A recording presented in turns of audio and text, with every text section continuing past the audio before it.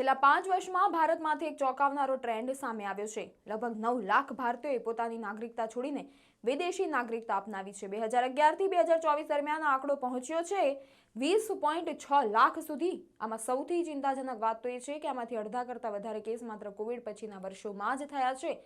સંસદમાં રજૂ થયેલા આંકડાઓ મુજબ 2022 બાદ દર વર્ષે 2 લાખથી વધારે લોકો ભારતીય નાગરિકતા ત્યાગી રહ્યા છે। વિદેશ મંત્રાલય કહે છે કે નાગરિકતા છોડવાના કારણો વ્યક્તિગત છે, પરંતુ બેવડી નાગરિકતાની મંજૂરી ન હોવી એક સૌથી મોટું કારણ છે। ભારતમાં કાયદા મુજબ જો કોઈ ભારતીય અમેરિકા, કેનેડા કે યુકે જેવા દેશની નાગરિકતા લે છે તો તેનો ભારતીય પાસપોર્ટ આપમેળે રદ થઈ જાય છે। ઘણા એનઆરઆઈ કહે છે કે તે લોકો ભારતીય ઓળખ છોડવા નથી માંગતા, પરંતુ સ્થાયી નોકરી, સામાજિક સુરક્ષા અને રાજકીય અધિકારો માટે તેમને આ નિર્ણય લેવો પડે છે।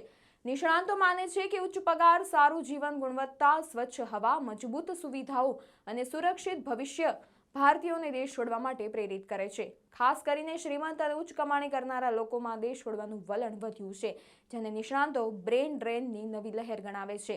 જ્યારે એક તરફ ભારતને વિદેશથી અબજો ડોલરની રેમિટન્સ મળે છે, ત્યારે બીજી તરફ લાખો લોકોનું દેશ છોડવું એ ભારતમાં જીવનની ગુણવત્તા, તકો સુધારવાની તાતી જરૂરિયાત તરફ મોટો સંકેત બતાવે છે।